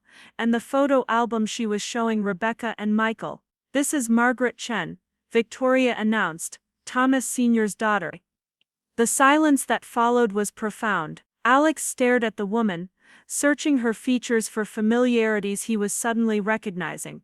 Margaret smiled with the patience of someone who'd delivered surprising news many times before. "I'm one of the first children your grandfather helped place," Margaret explained to Alex. "He was 18 years old and working part-time at a children's home when my mother died and left me with no relatives able to care for me. He convinced a couple he knew from church to take me in, and then he spent the next 40 years checking on every placement he made." She opened her photo album to show pictures spanning decades, graduation ceremonies where Thomas Sr. sat proudly in the audience, wedding photos where he walked adopted daughters down aisles, baby pictures of grandchildren he'd never officially claimed but had quietly supported. The scope of his involvement in the lives he'd helped reshape was staggering. "He never introduced himself as your grandfather," Margaret continued, looking at Lily and Nathan with obvious affection. "He always said he was just a family friend, but he attended every major milestone he could, sent graduation gifts, provided college funds when families needed help, and maintained relationships with dozens of children who became successful adults thanks to his intervention." Victoria pulled out a letter that Margaret had brought with her, written in Thomas Sr.'s familiar handwriting, but addressed to the entire extended family he'd created. He left this with Margaret, with instructions to share it with everyone when the time was right. Alex took the letter with hands that weren't quite steady. As he read aloud, his voice carried the weight of discovering a grandfather he'd never known he had, despite living in the same house for most of his childhood. "To my children, grandchildren and great-grandchildren, both those who share my name and those who share my heart," Alex began. "If you're reading this together, it means the work I began 60 years ago has come full circle, and the families I helped create have found each other as I always hoped they would." The letter went on to describe Thomas Sr.'s philosophy about family creation, his belief that every child deserved not just a home but a perfect match with parents who would love them unconditionally. He'd spent decades refining his understanding of what made successful placements, developing an informal network of social workers, medical professionals, and legal advocates who shared his vision. "I never told most of you about the connections between your families because I wanted each placement to develop naturally, without the burden of obligation or artificial relationships. But I always hoped that someday, when you were all secure in your chosen families, you would discover each other, and realize that love creates bonds that extend far beyond individual households." Margaret had brought more than just letters. She'd brought contact information for 43 families across 12 states, all connected through Thomas Sr.'s quiet work over 6 decades. Teachers and doctors, business owners and artists, families of every background and economic level, all linked by the common experience of having been touched by his belief in love-based family creation. "He kept in touch with all of us," Margaret explained. "Christmas cards, birthday remembrances, college graduation gifts that he said came from an education fund he'd established. Many of us never knew there were others until I started researching his connections after he passed away." Nathan, who'd been quietly studying the photographs Margaret had shared, suddenly looked up with the kind of insight that children sometimes possess. "So great-grandpa Thomas was like a family maker? He helped people find the families they were supposed to have." Margaret smiled at Nathan's simple but profound understanding. "That's exactly what he was, sweetie. He believed that some families are created by chance, but the best families are created by choice and love." Over the following hours, as Margaret shared stories from the extended network of families Thomas Sr. had influenced, we began to understand the true scope of his legacy. This wasn't just about adoption. It was about intentional family creation based on compatibility, love and commitment rather than biology or convenience. Victoria had been coordinating with Margaret to organize a reunion of Thomas Sr.'s extended family network, planned for the following summer at the Malibu Hills estate. The prospect of meeting dozens of relatives who'd grown up in loving homes because of one man's quiet dedication was both exciting and overwhelming. "There's something else," Victoria said, pulling out documents that had clearly been prepared by lawyers and financial advisors. "The education trust that Thomas Sr. established has grown significantly over the years, and many of the families he helped have contributed back to it as their circumstances improved. The fund now has enough resources to continue his work indefinitely." The trust documents revealed a sophisticated system for ongoing family support and placement assistance that could operate in perpetuity. Thomas Sr. had essentially created an endowment for love-based family creation that would outlive him by generations. "The board of trustees includes representatives from families throughout the network," Victoria explained. "They've asked if Alex would consider serving, given his background in financial crimes investigation and his personal understanding of how the system works." Alex looked around the room at his children, his wife, his transformed mother, and this new aunt he'd never known existed. The weight of carrying forward his grandfather's work was significant, but the opportunity to ensure that other children found the kind of loving homes he'd been blessed with was compelling. "What would that involve?" he asked, though I could see in his expression that he was already considering the possibilities. Margaret pulled out more documentation showing current cases the trust was handling. Children who needed specialized families, families who were seeking children with specific needs, and situations where traditional adoption agencies weren't able to make successful matches. "We work with established agencies and legal systems," she clarified, "but we provide additional resources and support to ensure that placements are based on compatibility rather than just availability. We follow your grandfather's model of thinking long-term about what each child needs to thrive." The conversation continued late into the evening, with Margaret sharing stories that painted a picture of Thomas Sr. as a man who'd quietly revolutionized family creation for hundreds of people. His approach had been so subtle and personal that many beneficiaries hadn't realized until years later how significantly he'd influenced their lives. As we prepared to leave, Lily asked Margaret a question that demonstrated her growing understanding of family complexity. "Aunt Margaret, do you think great-grandpa Thomas knew that Mom and Dad would adopt us someday?" Margaret considered the question seriously, looking at Lily with the same gentle attention Thomas Sr. had apparently shown to all children. "I think he understood that love creates patterns across generations. Families who experience the joy of adoption often become advocates for other children who need families. In a way, your adoption was part of the legacy he started when he helped your grandfather find his family." The drive home was quiet, with all of us processing the magnitude of what we'd learned. Alex had not only discovered that he was adopted, and that his grandfather had been orchestrating family creation for decades, but that he was now being invited to continue that work for future generations. That night, after the children were asleep, Alex and I sat in our backyard discussing the implications of joining the trust board.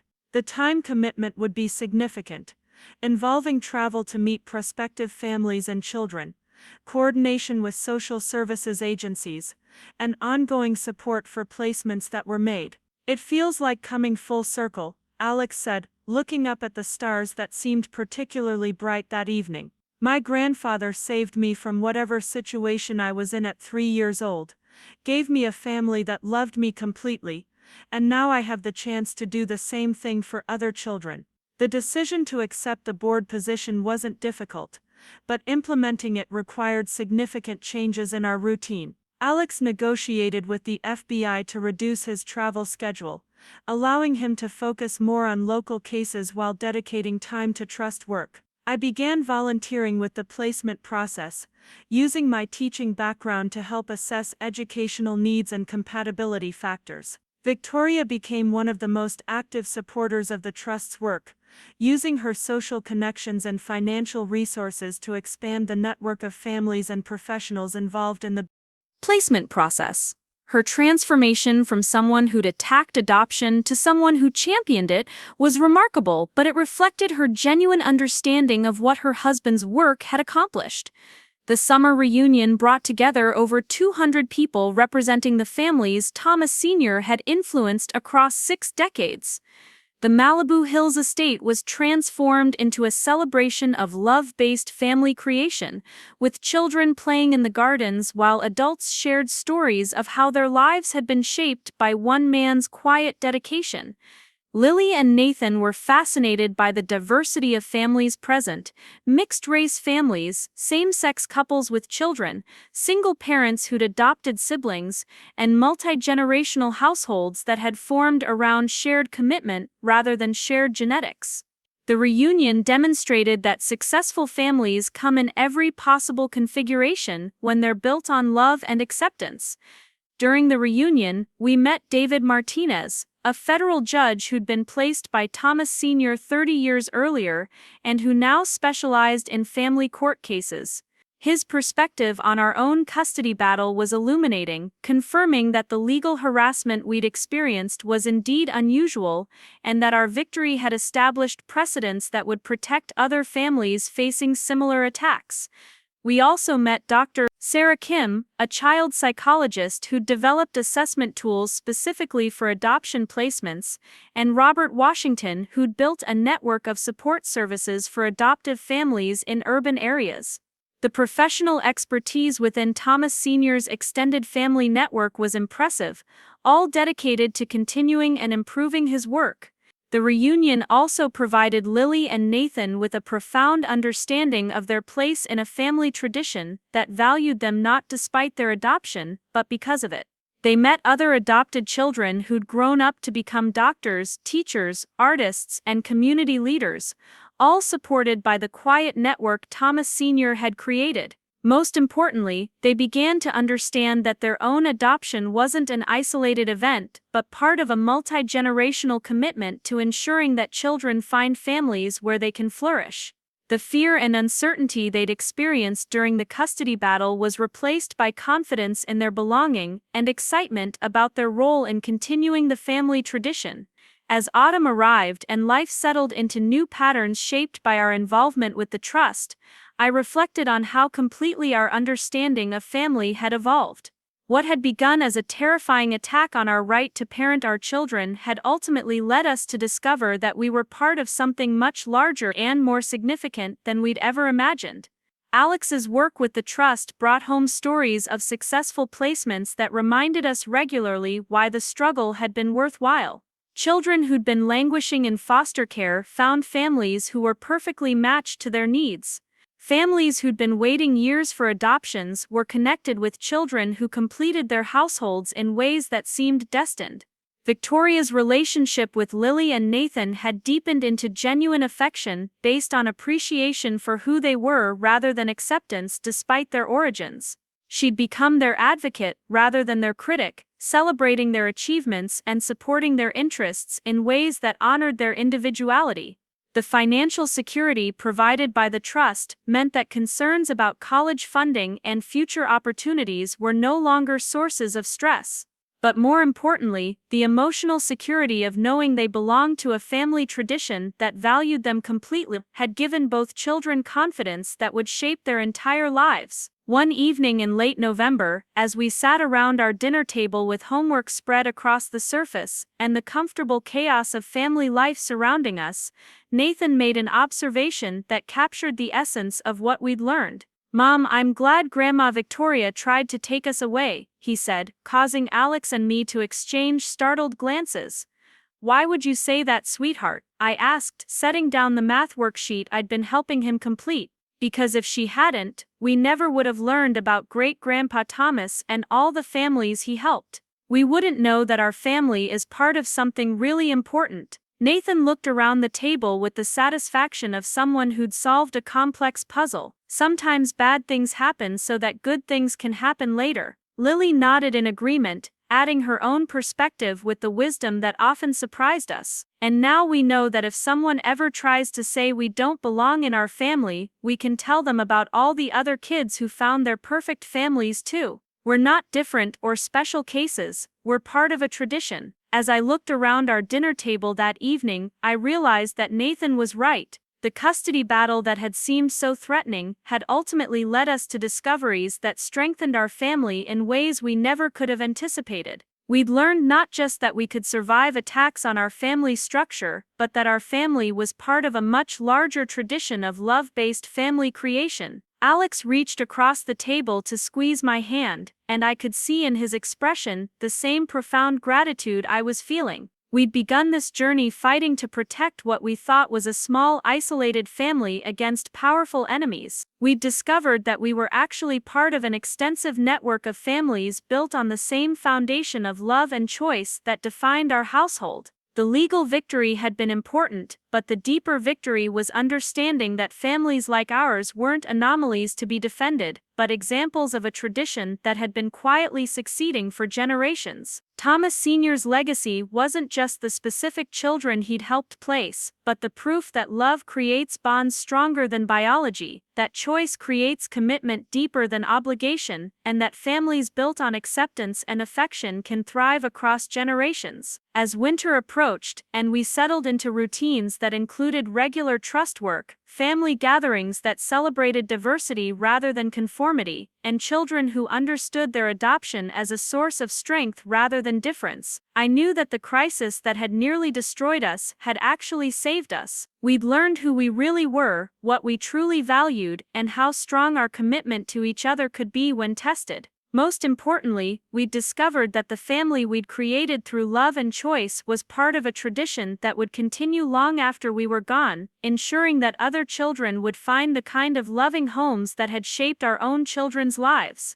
The custody battle was over, but the work of family creation continued, and we were honored to be part of it. 5 years after the custody battle that nearly tore our family apart, I found myself standing in the same federal courthouse where Alex had first shown his FBI credentials to intimidate Victoria's lawyers. But this time, I was there for a ceremony that would have seemed impossible during those dark months of legal threats and family conflict. Judge David Martinez, the same man who'd been placed by Thomas Sr. 3 decades earlier, was presiding over the official recognition of the Thomas Hartwell Foundation for Family Creation. The foundation had grown from the informal network Thomas Sr. had operated into a legally recognized organization that was being honored by the state of California for its contributions to successful adoptions and family support services. Alex stood at the podium, wearing his FBI dress uniform, preparing to accept the award on behalf of the foundation's board of trustees. Beside him, Victoria waited to deliver remarks about her husband's legacy and the transformation of her own understanding of family.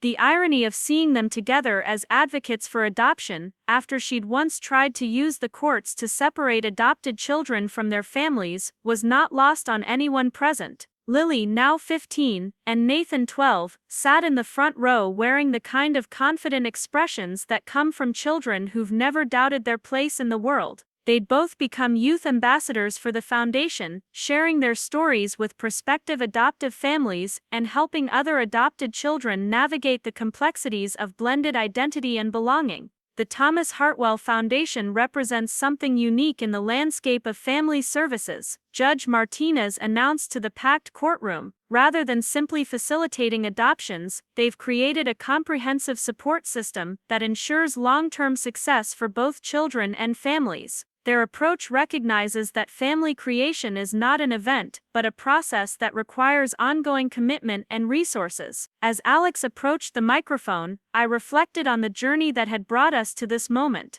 The man who'd once been caught between his loyalty to his birth family and his commitment to the family he'd created was now recognized as a national leader in adoption advocacy and family preservation. This award belongs not to any individual, but to the hundreds of families who've proven that love creates bonds stronger than biology. Alex began, his voice carrying the authority that came from years of professional success and personal growth. My grandfather, Thomas Hartwell Sr., understood something that took the rest of us decades to fully grasp, that the best families are created intentionally, through choice and commitment rather than accident and obligation. The audience included representatives from social services agencies across multiple states, family court judges who'd worked with foundation placements, and dozens of families whose lives had been touched by the network Thomas Sr. had created. The diversity was striking, every age, race, and family configuration imaginable, all united by the common experience of intentional family creation. Alex continued his remarks by sharing statistics that demonstrated the foundation's success rate compared to traditional adoption services. Children placed through their network showed higher rates of educational achievement, lower rates of placement disruption, and stronger long-term relationships with their adoptive families. The careful matching process Thomas Sr. had pioneered had been refined and systematized into a model that other organizations were now studying and replicating.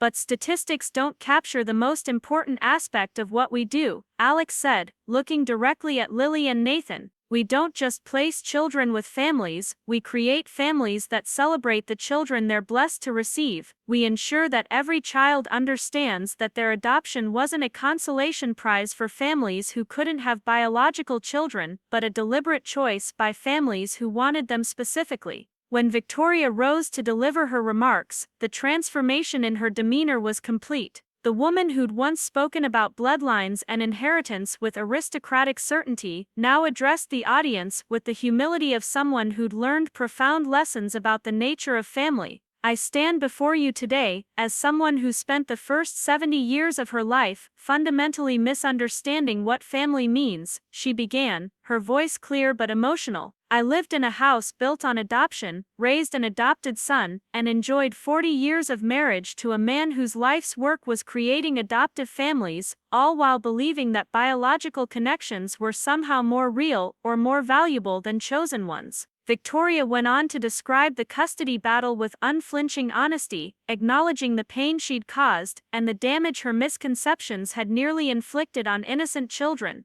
Her willingness to publicly admit her mistakes and describe her transformation had become a powerful tool for educating other family members who struggled with acceptance of adoption. The greatest tragedy would have been if my ignorance had succeeded in separating my son from his children, or my grandchildren from their parents, she continued. Instead, that crisis led us to discover truths about our family that transformed our understanding of love, loyalty, and legacy. She pulled out a photograph that had become iconic within the Foundation's educational materials, a picture from the previous summer's family reunion showing over 300 people representing the families Thomas Sr. had influenced across 6 decades. The image captured multiple generations of children, parents, and grandparents whose lives had been shaped by his quiet revolution in family creation. This is what family looks like when it's built on love rather than biology, Victoria said, holding the photograph so the audience could see it. Every person in this picture is connected to every other person through intentional choices about love, commitment, and acceptance. This is the legacy my husband created, and this is what my grandchildren helped me understand. After the ceremony, we gathered at the Malibu Hills estate for a celebration that included Foundation supporters, adoptive families, and the extended network of relatives who'd become part of our chosen family over the years. The estate had been transformed from a symbol of exclusivity and inherited privilege into a welcoming space where diversity was celebrated rather than merely tolerated.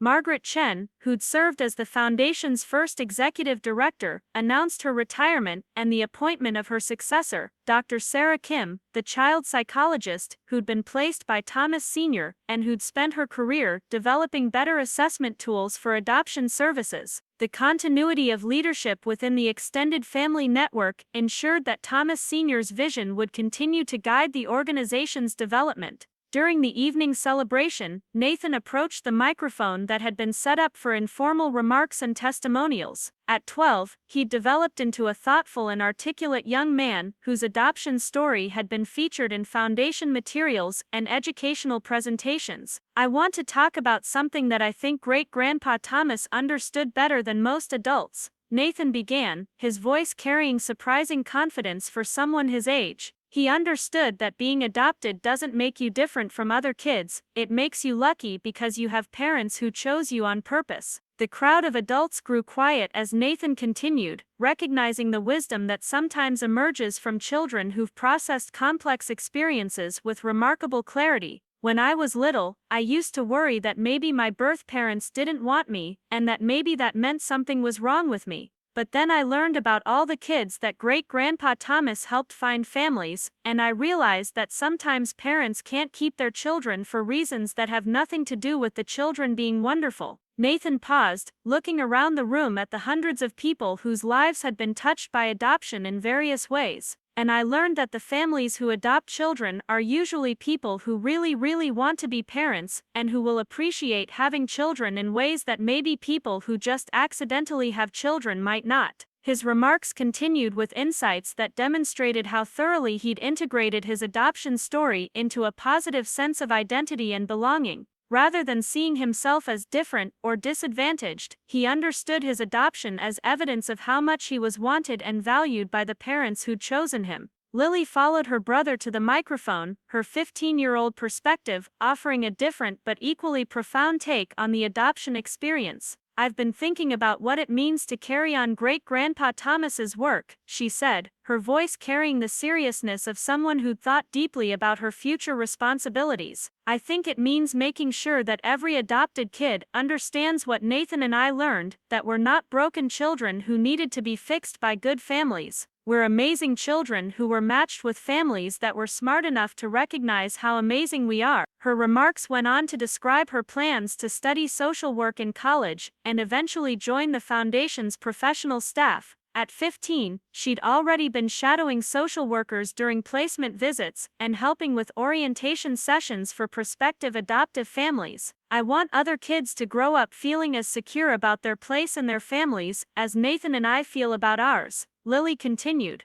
I want them to understand that being chosen by your family is actually better than just being born into it, because it means your family decided they wanted you specifically. As the evening progressed, stories were shared that illustrated the far-reaching impact of Thomas Sr.'s approach to family creation. Adults who'd been placed as children decades earlier had become advocates for adoption in their own communities, creating a ripple effect that extended the foundation's influence far beyond its direct placements. Dr. Martinez shared statistics showing that children placed through the foundation's network were significantly more likely to maintain close relationships with their adoptive families throughout adulthood, suggesting that the careful matching process and ongoing support services were creating bonds that lasted lifetimes rather than just childhoods. But perhaps the most meaningful moment came when Victoria asked Alex to join her for a special presentation. Together, they unveiled a memorial plaque that would be installed in the foundation's new headquarters, honoring Thomas Sr.'s vision and commitment. Thomas Hartwell Sr. understood that every child deserves a family that will love them unconditionally, the plaque read.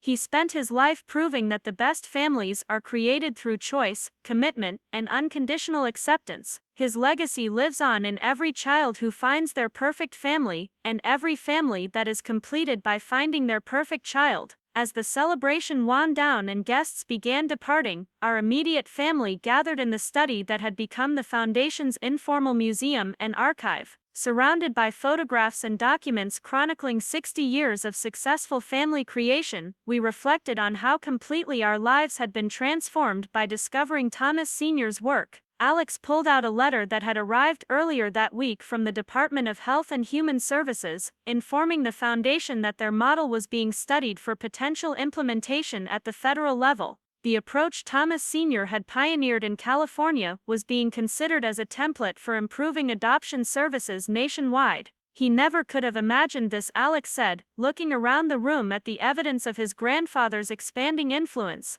A quiet man who helped place children one family at a time has become the inspiration for reshaping adoption policy across the country. Victoria, who'd spent the evening graciously accepting praise for her transformation and advocacy work, seemed tired but satisfied as she settled into her late husband's favorite chair. I think he knew exactly what he was doing, she said with a smile. He understood that if you change enough individual lives, you eventually change systems, and if you change systems, you can change society's understanding of what family means. As we prepared to leave that evening, Lily and Nathan lingered in the archive room, studying photographs of the children and families whose lives had been shaped by their great-grandfather's vision. Their sense of connection to something larger than their immediate family was evident in the way they examined each picture and story. "Mom," Lily said as we walked to the car, "do you think Great-Grandpa Thomas knew that helping Dad find his family would eventually lead to helping us find ours?" It was a question that captured the interconnected nature of love and family across generations. Thomas Sr.'s decision to place a 3-year-old boy with the Hartwell family had set in motion a chain of events that led to that boy growing up to marry a woman who would adopt 2 children, who would then face a custody challenge that revealed the full scope of their great-grandfather's work. "I think," I answered carefully, "that he understood something about love that took the rest of us a long time to learn. He knew that when you create families based on love and choice, those families become sources of love and acceptance for future generations." The drive home was quiet, with all of us processing the significance of the day and the magnitude of what we'd learned about our place in Thomas Sr.'s continuing legacy.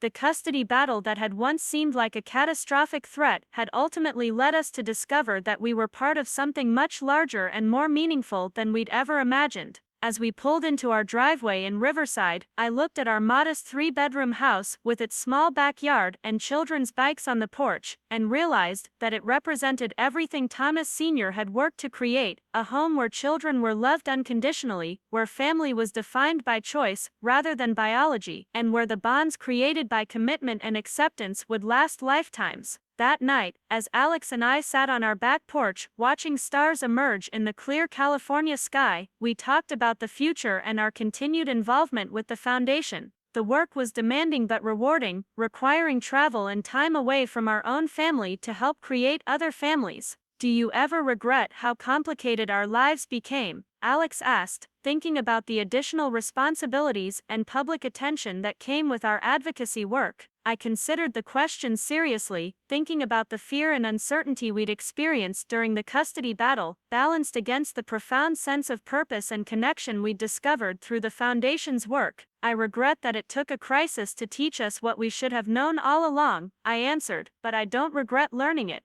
And I especially don't regret that Lily and Nathan grew up understanding their adoption as part of a tradition of love, rather than as an exception that needed to be defended." As we prepared for bed, I reflected on how completely our understanding of family love and legacy had been transformed. What had begun as a terrifying attack on our right to parent our children had ultimately led us to discover that we were part of a multi-generational tradition of intentional family creation. The legal victory had been important, but the deeper victory was understanding that families like ours weren't anomalies to be protected, but examples of a tradition that had been quietly succeeding for generations. Thomas Sr.'s legacy wasn't just the specific children he'd helped place, but the proof that love creates bonds stronger than biology, that choice creates commitment deeper than obligation, and that families built on acceptance and affection can thrive across generations. Our children would grow up with absolute certainty about their place in our family and their value as human beings. They would become advocates for other adopted children, continuing the work their great-grandfather had started, and ensuring that future generations would benefit from the same understanding of love-based family creation that had shaped their own lives.